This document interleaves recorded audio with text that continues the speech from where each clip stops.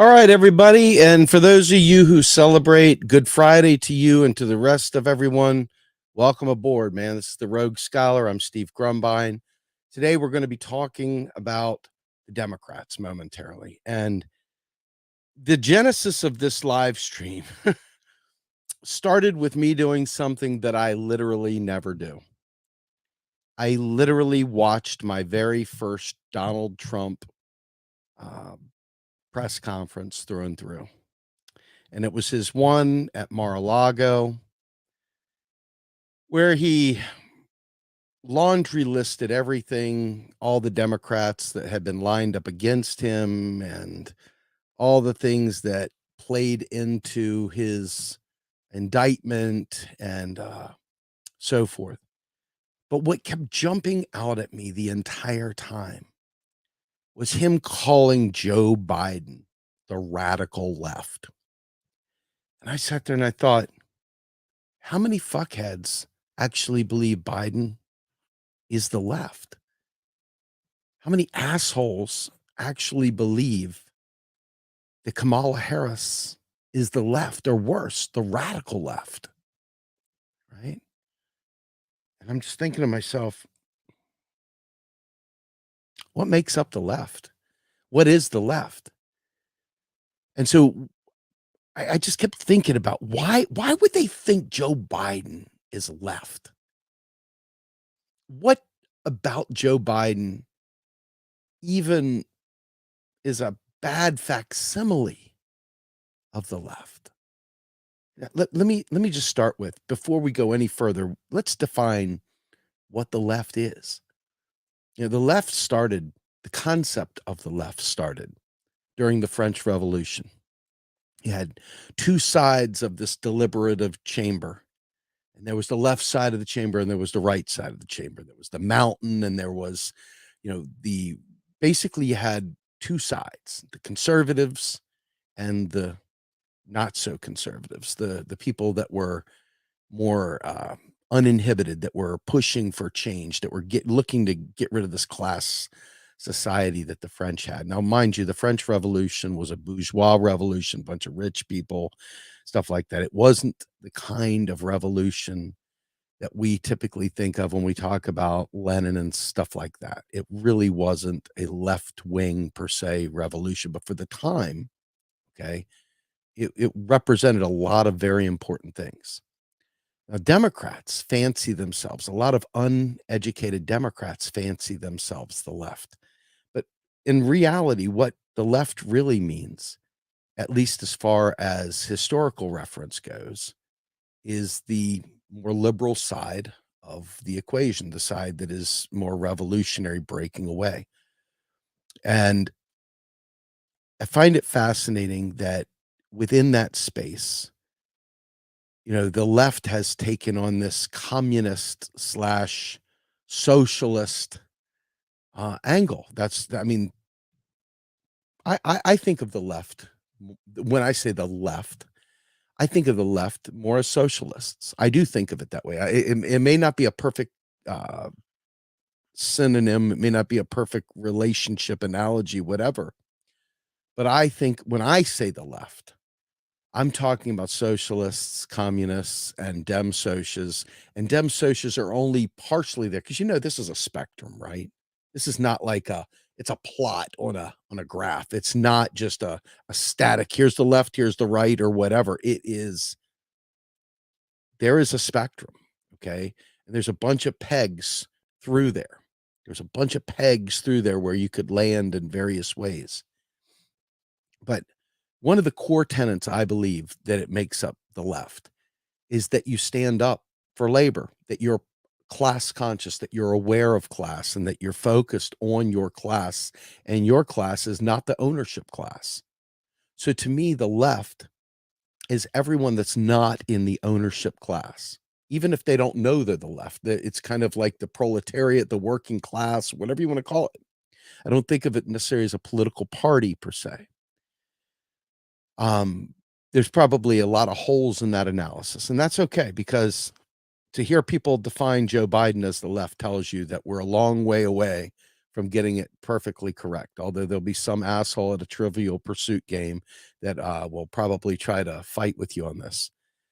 Fuck them, let them win the stupid board game. Okay, go dig, read, enhance your brain. Don't let a dullard that has these like small-minded ideas derail you in any way of your pursuit of knowledge or your own personal definition of what the left is. Okay, because the left is sort of a thing. It's non-defined. It's indescript.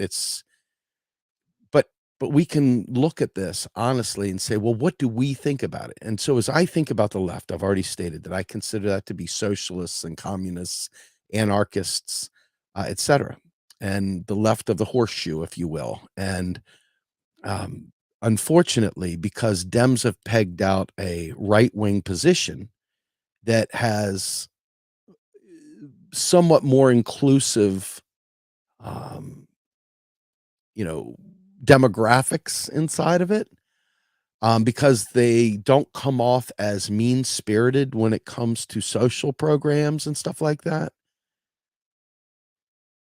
We get a false positive that they represent the left. Okay, we get a false positive. And so every time some fuckstick on television says the radical left, and I got to tell you, I sat there and listened to the entire Mar-a-Lago post indictment discussion. And I said, I'm going to listen to him and I'm not going to go into this, with any preconceived stuff. I just want to hear this man talk and hear the tropes he uses. I want to hear the hooks, the little zingers that he brings in to try to manipulate his audience into seeing things the way he sees them. And I mean, it's not unique to Trump. This is standard. This is politics. This is these people. They're manipulators, or master manipulators, master propagandists, and largely megalomaniacs, and not reserved just to Donald Trump, right? Um, and so as I think to myself, um, gosh, this guy is fucking smart. Okay, that's the first thing that jumped out at me, because he has the bag of tricks of every freaking dog whistle ready to pull out. And he does something else that's particularly interesting. He's able to very slickly, like if you're at a party and you're cutting down on somebody and you're joking, you're in a cut down war or something like that. Trump gets these zingers like a high school kid. Like he's spot on with his zingers. And interestingly enough, he was very quiet but very self-assured and very demonstrative without it being over the top, which was a little shocking to me as I listened to his talking points. He makes a lot of valid points, and this is the key to all folks that kind of mislead you and stuff. They grab a hold of some facts, they grab a hold of some truths, and then they lace it with their, of course, why would you ever think that a sitting president wouldn't have documents in their home? Joe Biden has some 1,800 in his garage, sitting there next to his now famous Corvette. Somehow or another, lots of documents ended up in Chinatown, playing on the dog whistle, Chinatown, and they're coming after me as if I'm a spy. Oh, but I've done nothing but fight for this United States, a fight for this country, and blah, blah, blah. And he starts talking about the inflation. There's inflation. But he puts this off on the irresponsible spending of the administration. Okay, that's craziness right there. And then he talks about how law and order is falling apart in this country. People are killing each other. And instead of focusing on the murderers in New York City, they're focusing on me, Donald Trump, who all I've done is try to make America great. Stuff like this. And as I listen to it, I'm like, I can see how he's going to play this. And I can see how that's going to resonate with people that don't understand economics on top of it. And so he talks about, we've never seen inflation like this before, blah, blah, blah, and all this happy horse shit. And to the people that are listening, they're saying, wow, okay. But over and over and over throughout this thing, aside from attacking corrupt Hillary and you know, Joe Biden and blah blah blah. He was masterful, whether you like him or not. This is the key. This is how this man has stayed relevant because people don't respect the fact that even though he's insane, he's brilliant. He's brilliant in a perverse way, not in a way that you and I would be proud to be brilliant in, but he's brilliant nonetheless. And he's able to make himself, and yes, carpe diem, he's the victim. He's able to paint himself as the ultimate victim of partisan politics, while all he's doing is trying to make America great again. Joe Biden and the rest of them are on a political witch hunt to cover up for Hunter Biden's laptop and to cover up for blah, blah, blah.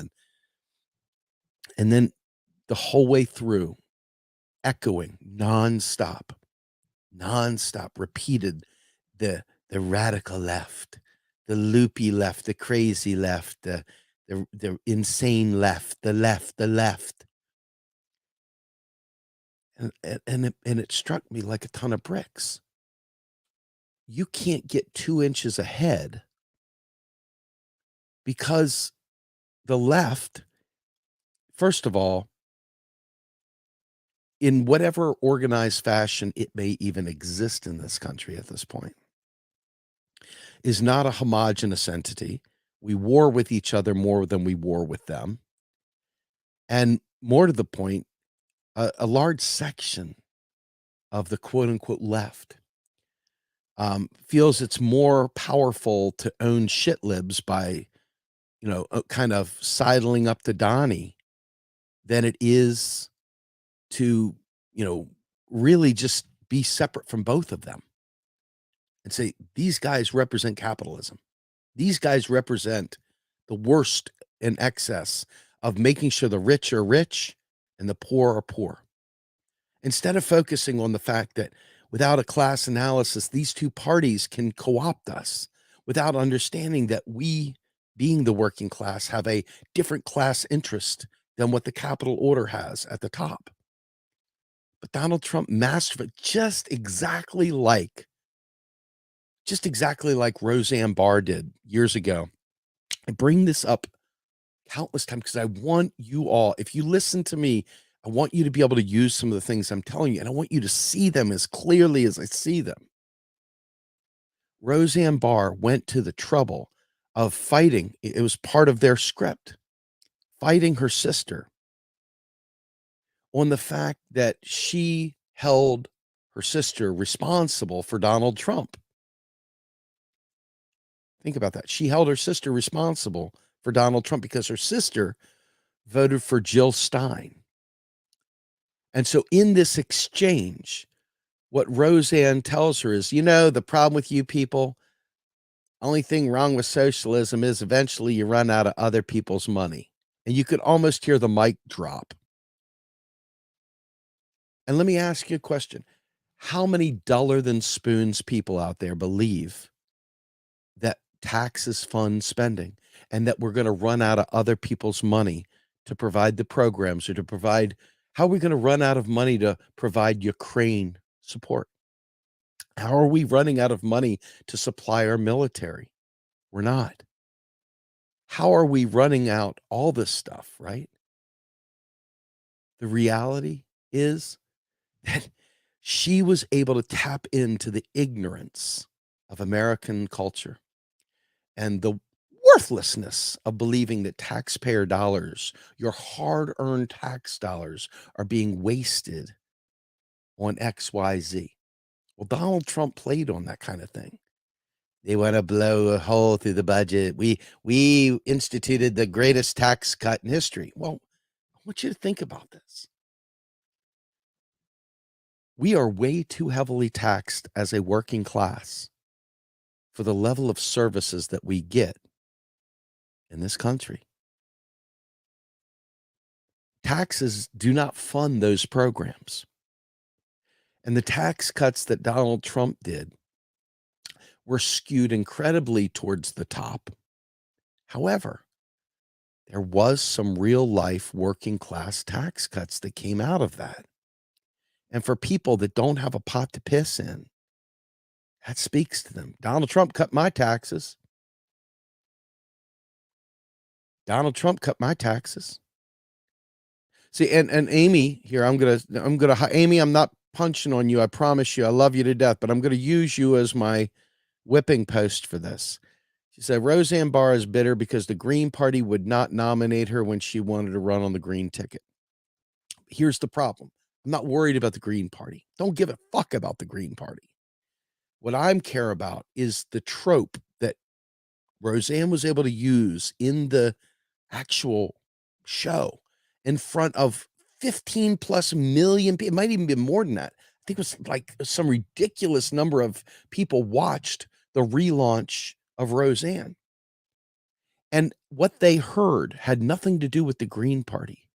It had absolutely everything to do with Margaret Thatcher and Ronald Reagan's belief that there was no such thing as public money.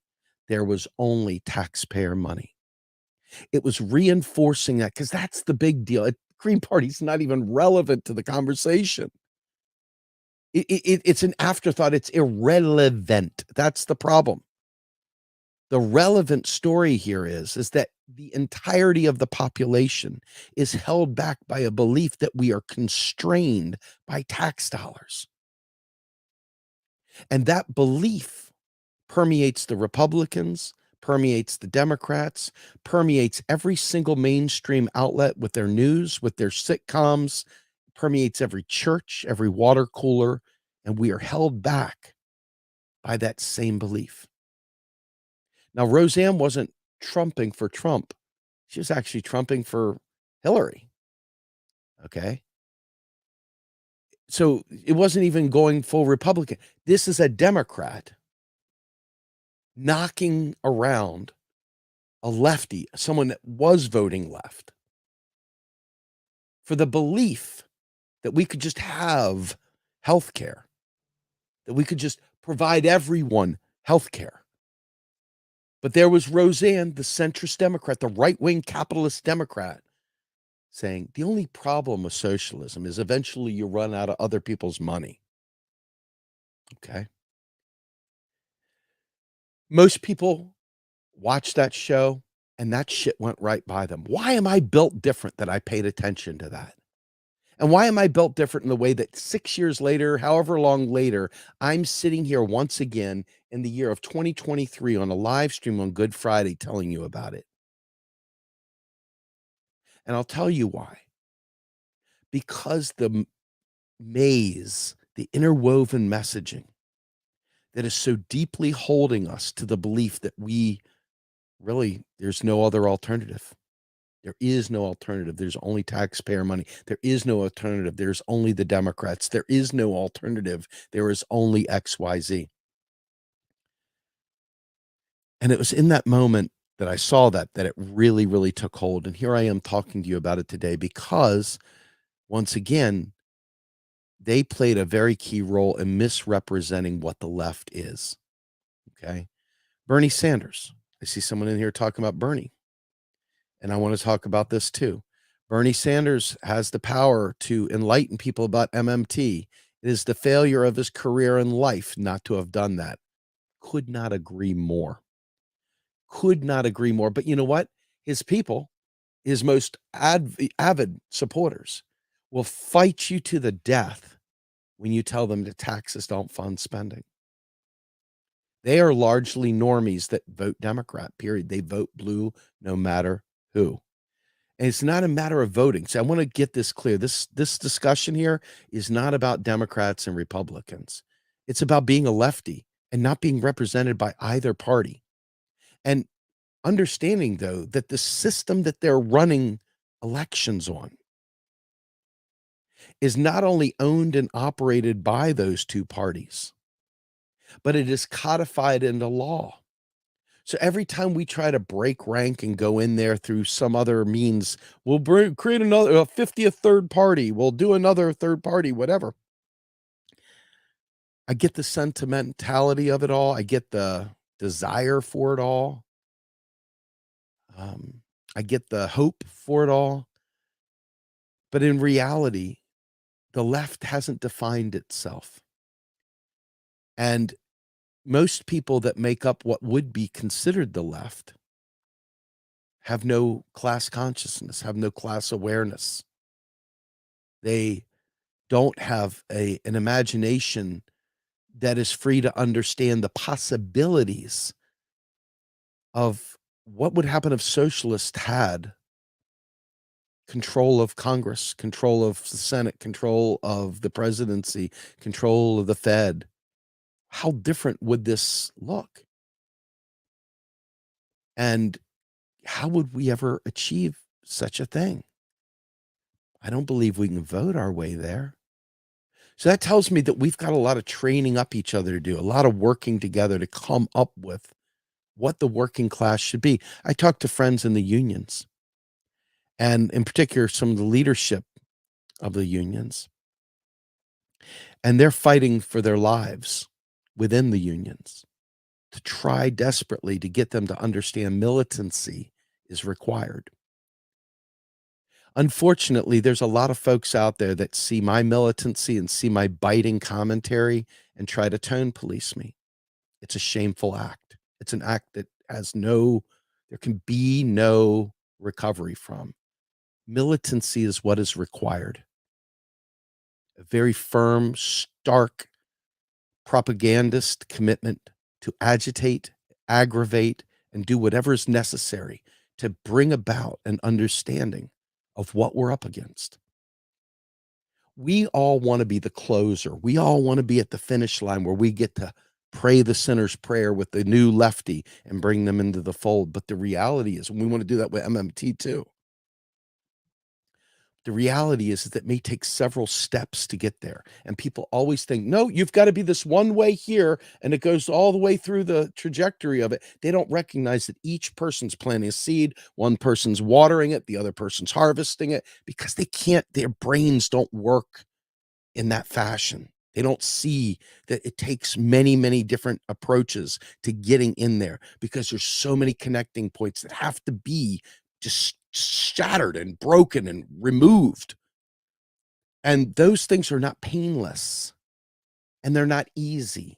And if it's just a gentleman's conversation, the urgency of that disconnect isn't there. Everybody wants to be everybody's best friend. But we've got to break a few eggs to make this omelet. And it's not because you hate them, although you may hate their position and you may hate their existence in the space that they're inhabiting. But no one is beyond repair. No one is beyond redemption. Okay? There's a saying, and I tried to get it down and I can't get it down, but I will just say this. We can be allies on issues, but never will we be permanent friends. It is based on being on the right side of issues. Okay? And people, when they show you that they're not willing to see beyond their own biases, when they try to stifle rage, when they try to tone police, they're telling you, I don't accept you. And to me, that's unacceptable. Okay? Because we're at a stage right now where we don't have the luxury of time. And yet at the same time, we're so far from a place of being effective that we have to be able to teach. And teaching's boring, because teaching means you're not going to see fruit until later. You've got to plant the seeds, you got to get them going, you got to get them to have greater understanding. You've got to expand beyond the little tiny area that you're talking about, and you got to have it mushroom out, because every sitcom, every television station, every radio program, in fact, I talk about this frequently, the sports program that I listen to. These guys are in there busy talking about how all this crime is there, and we gotta break down the bad guys. But in DC, they just let them back out on the streets immediately. See, it's that downward punch, because they don't recognize the disgrace that is neoliberalism, that Democrats are champions of, that Republicans are champions of. They don't realize it.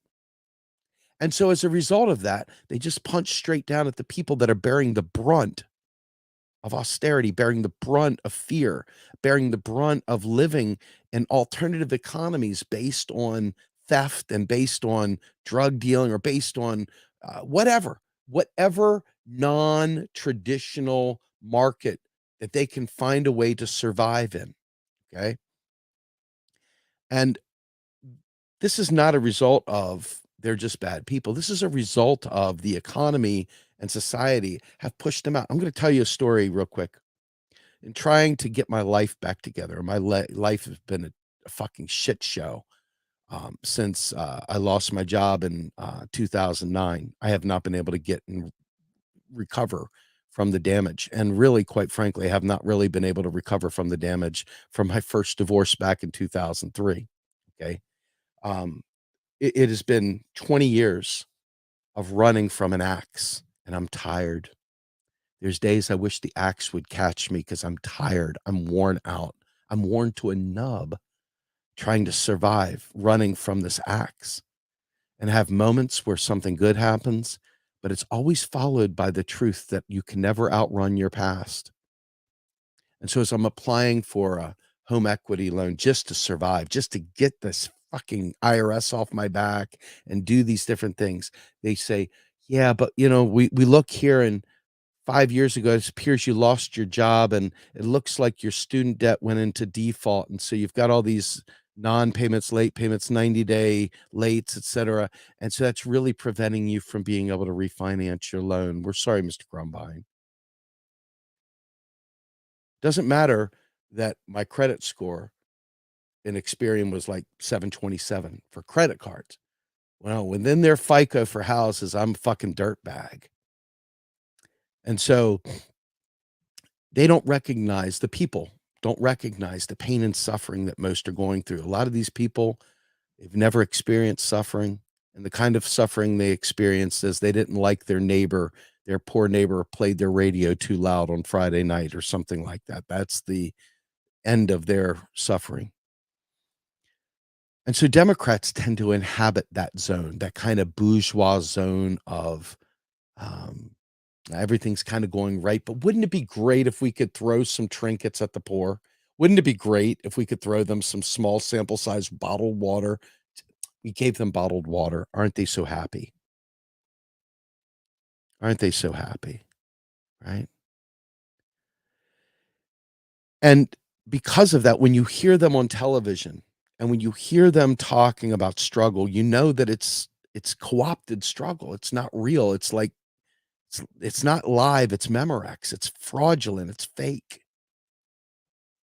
And it's not satisfying, especially to those who are really suffering. Now, here's the other problem. Because the propaganda is so thick, there are some cultures out there that have I mean, my interview with Glenn Ford years ago talked about the Democratic misleadership class, the black misleadership class. It's an area that I'm not particularly equipped to talk on, but I'll repeat Glenn's words. He focused on the fact that, black folk terrified of the white supremacist party.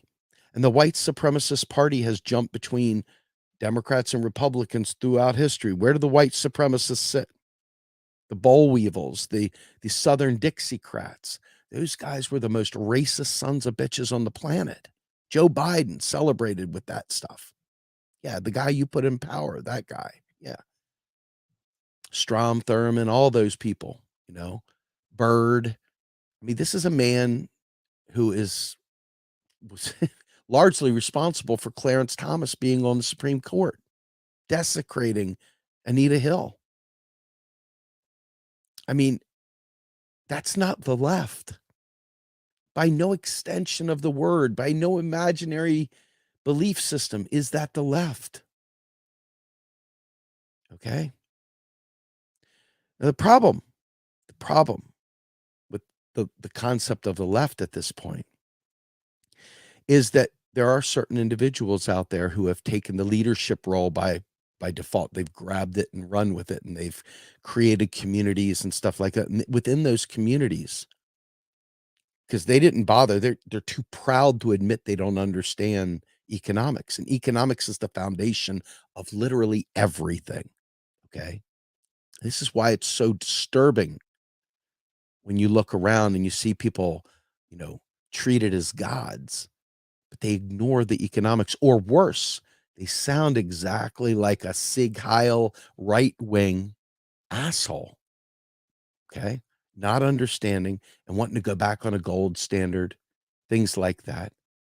Not knowing what the fuck they're talking about, misleading huge swaths of people, and being treated like saints when they're doing the bidding of the evil on the other side. They're doing the bidding of the capitalist class. Let me ask you a question. We go back on a gold standard, hypothetically, and all those people with billions of dollars gobble up what remains of the gold, unless you slice it so low it anyway,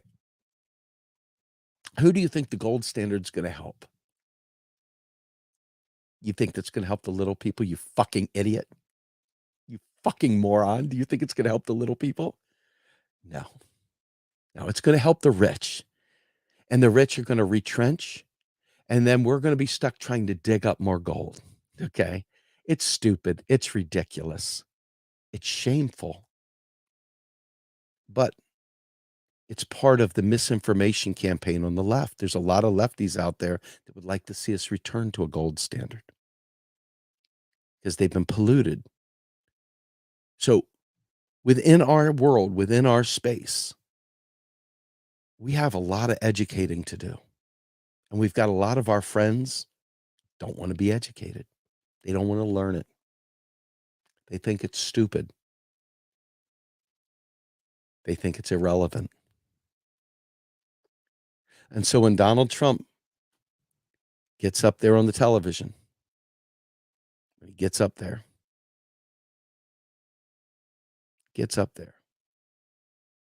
and tells you that the loony left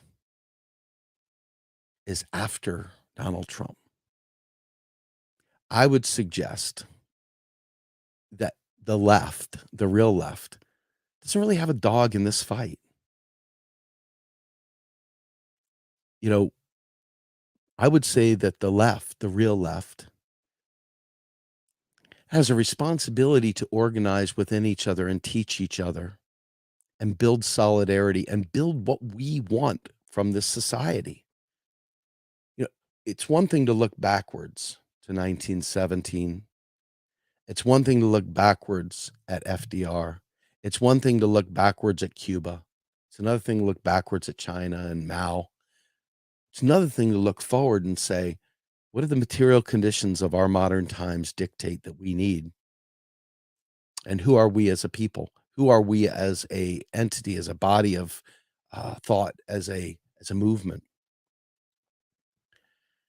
And because we get tripped up in this Democrat Republican going out there and fighting about Donnie Tiny Hands and the orange genie or man genie or crazy genie or the, you know, Don the Con, whatever bullshit fucking people with limited knowledge do. We've got to unplug those people. It's not so much that we have to, you know, pick a side even really, even though there is a side to be had. It's the principal position of whatever we represent. We must understand though that the Democrats and Republicans are literally divided by mere, let's be fair, I mean, bedside manners and bigotry. And these are important things, by the way. They're not inconsequential, okay? Because as long as this is the society that we're in, as long as Democrats and Republicans have narrowed down the space of argument to this much, and all we're talking about is, you know, can trans people use a bathroom based on their birth gender or based on their dead person, their new person? Where does the bathrooms lie? And this has become the fight of all fights. And it's a fight that, if you're trans, is a very important fight, no question about it. But it's not the thing to base the entirety of our efforts on. And as a result of that, we have to get the economics down. We have to get the What do we want society to look like? How do we want to structure it? And what would our government look like if we were in power? I think this is a real big challenge because it's so easy to see our friends go out there and snipe about Donnie Tiny Hands. And I think to myself, it's no wonder people get confused about what the left is. It's no wonder. And it's no wonder the left never organizes together because it's still torn between, am I a Democrat? Do I vote Democrat?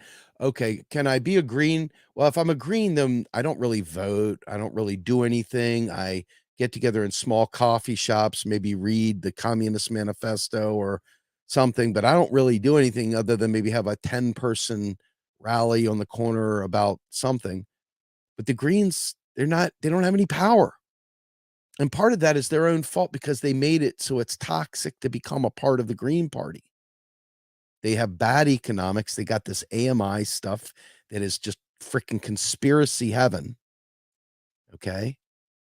And largely when burners were thinking about where do we go, we weren't welcomed. We were not welcomed. And instead, they were busy trying to seduce Jesse the Body Ventura to run for fucking president, a libertarian.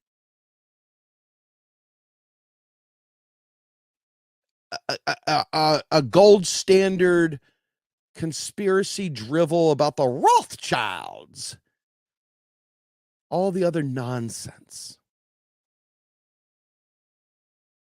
And so, because we're so focused on these two little shitty parties, instead of focus, because those parties do not represent socialism, they don't represent the working class, they don't represent the people, they represent moneyed interest, period. Period. And as a result of that, when Donald Trump goes up there and talks about the left, we're sitting there feeling guilty that we're not holding the bag. We're not carrying the bag. But I'm here to tell you, it's not our job to carry that bag. It's not our job to carry another oligarch party, capitalist party's bag. It's not our job to carry the water for corporate Democrats. What the fuck? Do we support the National Socialist German Workers' Party? Jesus Christ. Anyway, it's important to recognize the trolls of the right wing, the Sig Heil right wing, these colors don't run, boy. Okay. There's an entire mindset that has been cultivated forever. And this little teeny framing is all we have to work with. It's all we have to play with. So in the end, I think, quite frankly, we have to really get out of our duopoly minded behavior. And we need to focus instead on developing class consciousness. And we need to develop unity, solidarity based on class consciousness. And if you don't understand economics, you need to have the courage and conviction that you don't understand and not act like you do. Because there's very little that's more grotesque to me than someone that doesn't understand a subject, but then has things to say and fights back. I'm cool with people not knowing. I'm not cool with them not knowing, but them thinking they do and bloviating back. Call it a shortcoming of mine. I'm willing to own that one. But anybody that doesn't know and asks questions, I'm more than happy to answer. And I would like to see others that have knowledge of this answer those things too. But I'm tired of hearing about guns because the reality is that guns, the reason why people are getting shot is desperation. It's neoliberalism. It is the neoliberal insanity that has been imposed upon us that creates this stuff. and getting guns off the streets and stuff like that means that, once again, an unarmed society, a society of people who, when you left with tyranny, you're left with tyranny, right? I mean, it doesn't take much to realize that the left, black and brown people, are all completely left on our own. There's no one that has our backs at all. Zero. We are a huge number of people with zero.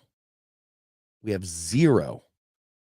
Um, we have zero champions. We have no one that we can watch on television.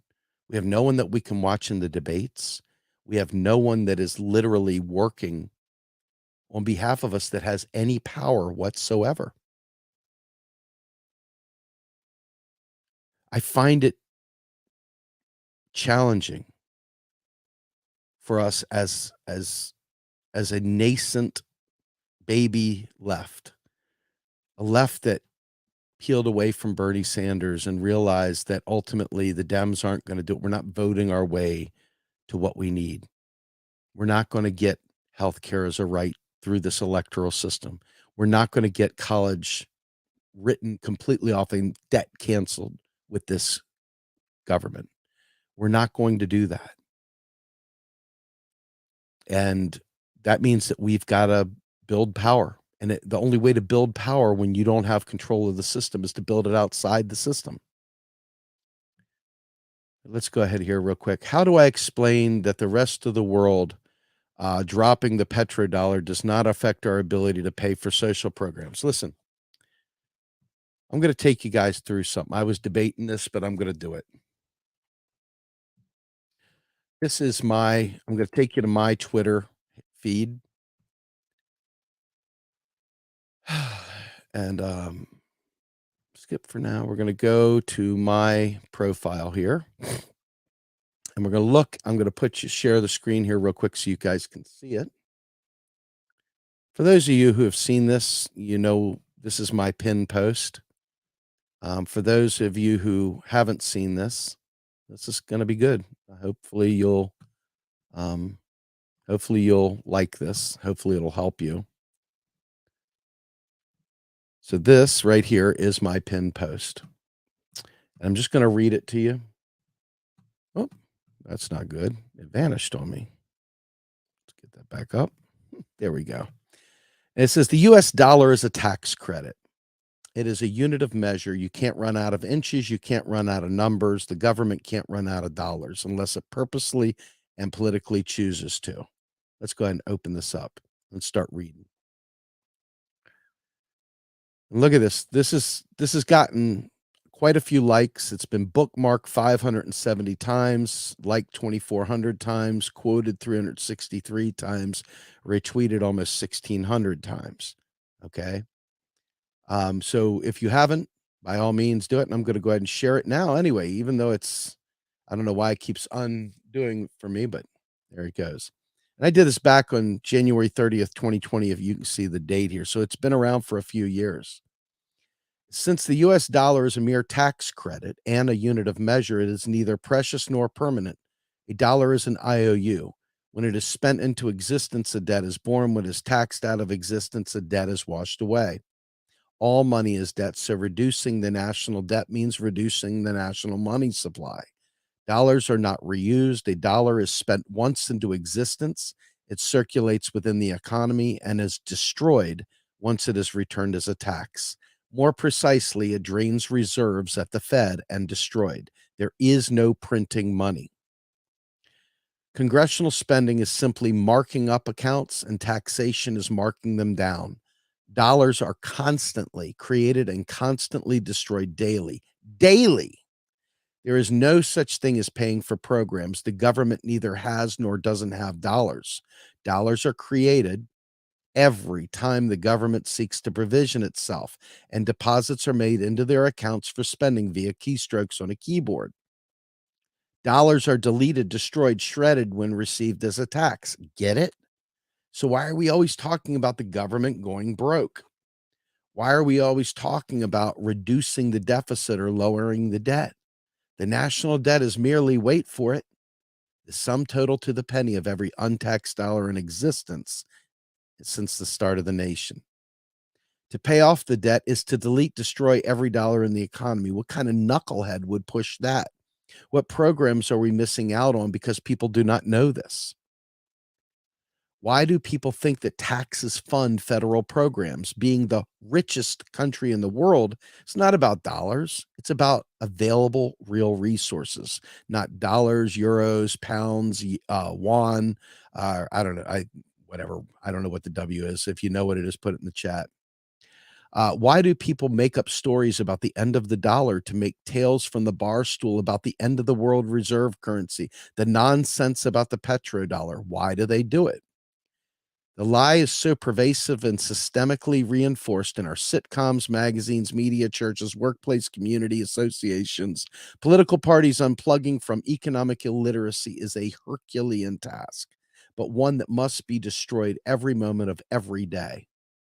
As we watch the deep freeze sweep, I wrote this obviously in the winter. As we watch the deep freeze sweep over the nation and people die from exposure, remember the people who claim we needed to reduce the debt and deficit and who refused to advance a bold progressive agenda. Remember them all. The dead have no voice. We must be their megaphone. Double entry accounting demands an asset be tallied, so the other side of the debt is a private sector asset on the balance sheet. The debt is an IOU and the asset is a tax credit. If the state spending is printing money, then federal taxation is unprinting money.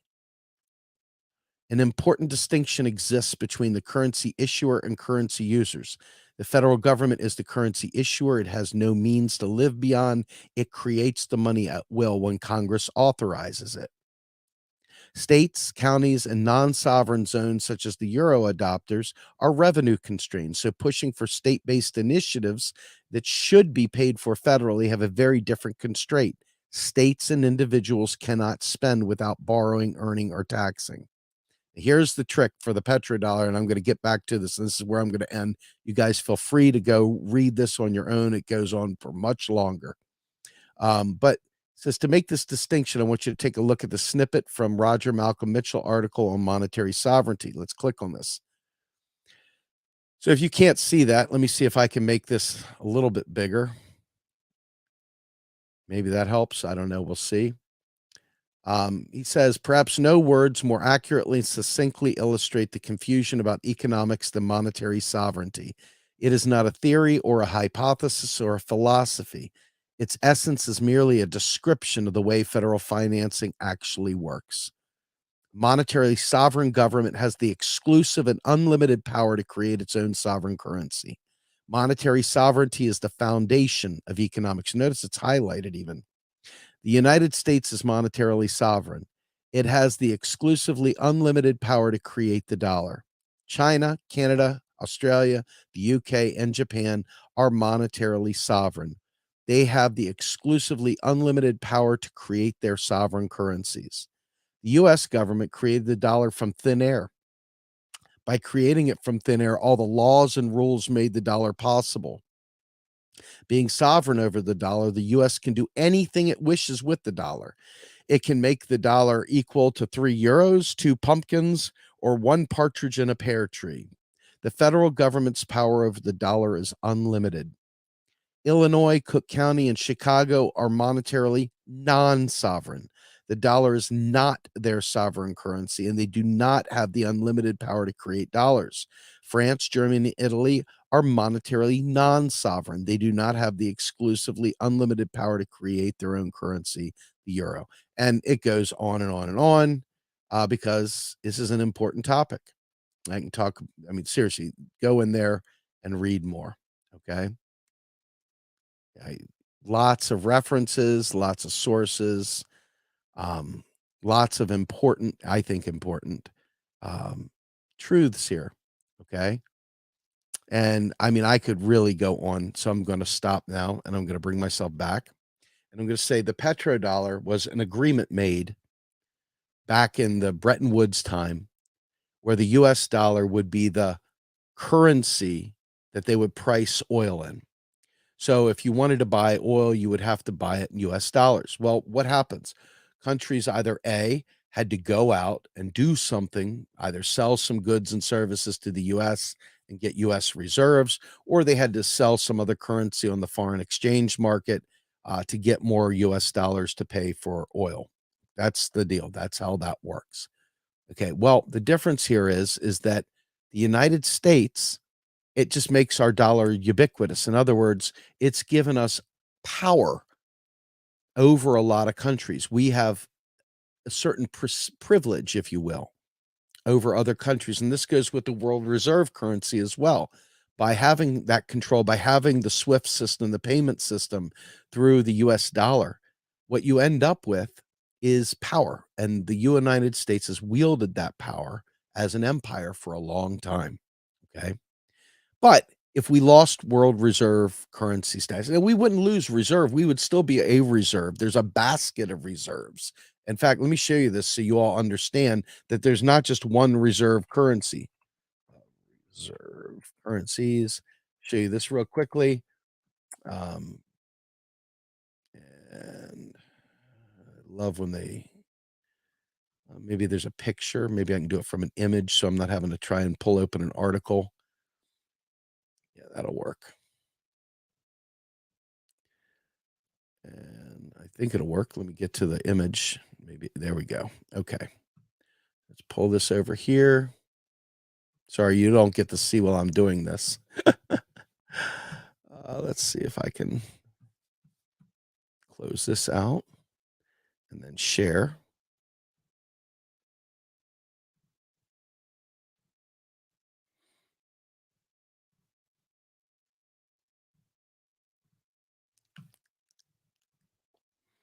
Okay. So if you look over here, no thanks, I don't want to sign up. You'll notice that there's a whole bunch of different reserve currencies, and US dollar is the largest one of the bunch. Okay. Chinese yuan, this is China's reserve currency. What if China loses reserve currency status? Oh no. Right.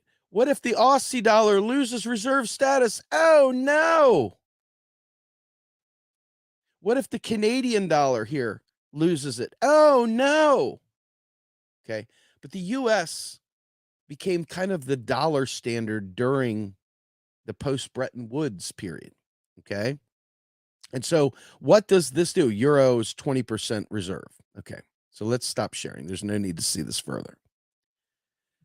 What ends up happening is that it makes imports cost more, right? If they decide that the don't want to hold and save US dollars, okay? Then all of a sudden the United States has less power over importing nations, over them in general with the IMF and others. And the IMF has used the US dollar and used their structural adjustments as a means to literally create neo-colonial territories throughout the global south. The petrodollar itself, if it went away, well, the US is already showing that regardless of petrodollar or non-petrodollar, OPEC does what it wants. The US would have to drill. The US would have to shift to renewable energy, which is what I'd hope they would do. Okay. This is not really the subject matter of this, although it does play into the larger issues, right, that are at play. And so nobody wants, at least nobody on the left that I know, wants the US to be an empire.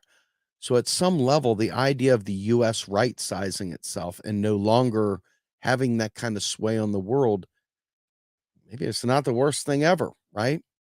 And the idea of the US dollar not having its buying power, well, buying power in what way?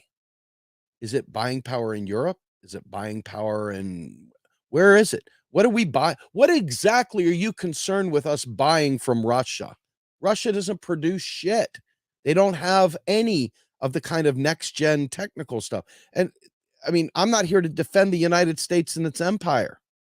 This is where it gets challenging because unfortunately, probably some of your heroes have run around fanning the flames about this whole petrodollar thing and Oh, what if it loses the reserve dollar style? Trump said it in his speech. This is one of the things that Trump said in his speech too. Okay. So these are the things that people worry about. They get all fapped up about, and they don't know anything about. This is the problem. They have the chutzpah to get worked up over it, but they don't have the willingness to learn about it. Crazy shit, right? So in the end, to me, the idea would be, hey, listen, there's going to be replacements. We're not going to have the same world that we had yesterday. The same production, the supply chains that we're used to aren't going to be the same tomorrow as they were yesterday. So this is, in my opinion, in many ways, very good. I mean, we're talking about local production. We're talking about bringing production in. We're talking about a different form of jobs. Okay. Now, obviously, if we're an importer and we've been importing all the goods from around the world because we have an undue power using our dollar diplomacy, if you will, as they say, and you're okay with that, well, you're going to be surprised and this will be a problem for you. You're not going to be happy because when the dollar loses its status, there's going to be some changes. But I don't even know that it's going to lose its status. You're watching half of the world literally work together to kind of rip themselves away from US control. What does it mean? It means the US can't control them anymore. Do you think that China is not going to sell them milled countertops for their retirement condominiums in the local resort? No, China's still going to fucking mill countertops. They're still going to provide cell phones and they're still going to produce things. And other countries are going to buy and sell things too. The only difference is we won't have the power to force them unless, of course, we still leverage the IMF. Now, here's a counter to that. It's running right up on the time here. But what if those BRICS nations decided to pay off some of the developing nations' IMF debt?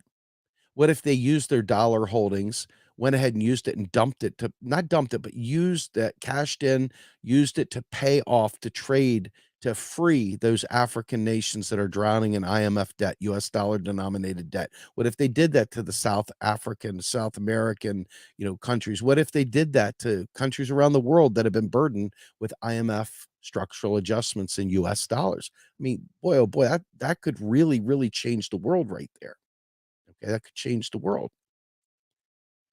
But don't think for a minute that suddenly we're not gonna get anything, we're not gonna buy. What if they lose confidence in the dollar? My permission to rake the eyes, throw salt in the eyes, drop the elbow from the top rope, do whatever you have to do, because there's nothing grosser than somebody that makes that bold proclamation. It's kinda yelling fire in a movie theater. They don't know what the fuck they're saying, they're just creating panic, okay? So, what you say is, "Hey, look, US empire will have less influence over the rest of the world. We'll have to be a better global citizen. Look at this as a win, motherfucker, and stop acting like somehow or another, this is the end. Oh my God." That to me is what separates a lefty from a Democrat, what separates a lefty, if you will, from this whole establishment. And this is why it's important to separate your mind and think about, what do you stand for? Your principles. Your principles should be about defending the working class. And that working class is not just in your backyard. That's immigrants. That's people from around the world. That's everywhere. Okay. There's some really good debates out there about whether socialism can happen in a vacuum in a country or whether it needs to be global for it to really stick. Let people debate that at the coffee shop. Okay. For me, I just want to get people to understand that we are a working class, that we are a class, and that we are not represented by either of the capitalist parties in power.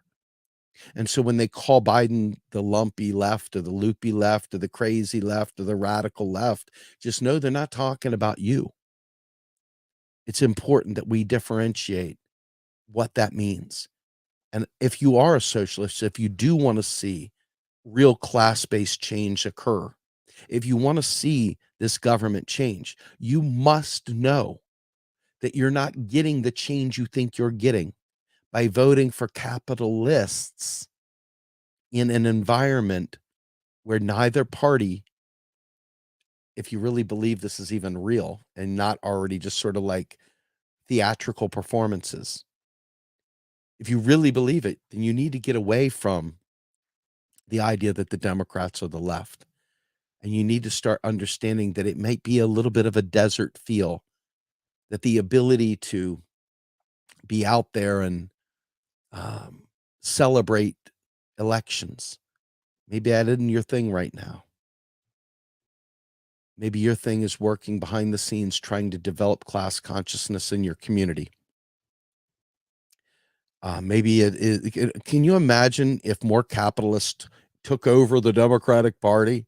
Let's enter and be a bunch of capitalists that maybe throw a program here or a program there.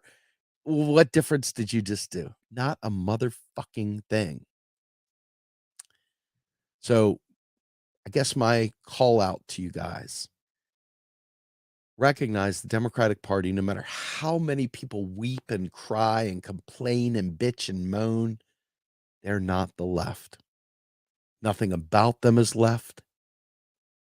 And the Republicans are not the good guys because the Democrats are bad.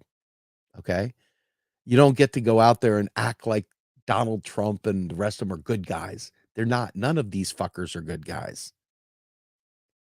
Those that are at the top, they're not your class. And those that are your class at the bottom are class traitors that have been swept away and have been scooped up by propaganda and rhetoric. And it's our job to extract them. It's our job to deprogram the cult and get them to begin to think with class consciousness. But you've got to have it first before you can give it. So that means you have to take the time to learn. And to my way of thinking, the marriage of socialism and modern monetary theory are the most natural, necessary things to understand to bring about that awareness. Because if you still believe it's tax dollars, then you're going to do everything you can to prevent them from raising your tax dollars. And if it means hating the poor, then you're going to hate the poor. If it means you think we've got to eat the rich to provide these things, well, then you're going to be in a spin cycle forever because you're never going to do it. So anyway, it is Good Friday. I am actually working, even though it's 1:04. I'm going to have to give the man 4 minutes of my time at the end of the day. Please do me a favor. Subscribe to our channel. Click like on the videos. It helps us more than you know. I hate the rules of social media, but we're governed by them because we're playing in their platform. That means we've got to do these stupid things. Is it over here or over there? Where's it at? Oh, it's right there. Right there. Like it. Click like, subscribe, all that good stuff, right? Get notified. Anyway, we got a great macro and cheese coming out tomorrow. My guy Dan Kovalik, who wrote the book Nicaragua, and I spoke. Great conversation talking about Manuel Ortega and the rise of the Sandinistas and the overthrowing of dictators and how they were able to find a way to bridge the gap between the people that went off with the bad guys, the U.S. backed, bad guys, if you will, and quite frankly, the socialist movement that was brewing down there and is now back in power, by the way. So by all means, check that out. That's tomorrow, Macro and Cheese, 8 a.m. It's just when we release the podcast. It's audio only, and we do that so that people that are triggered by an old white guy talking don't get too triggered. They can just listen, okay? And believe me, sadly, there are people that get triggered by an old white guy talking. It's disgusting. It's disgraceful, but that's the world we live in. So check out the audio podcast, Macro and Cheese. And in that sense, I think the going saying around here is, I am out of here. Yeah.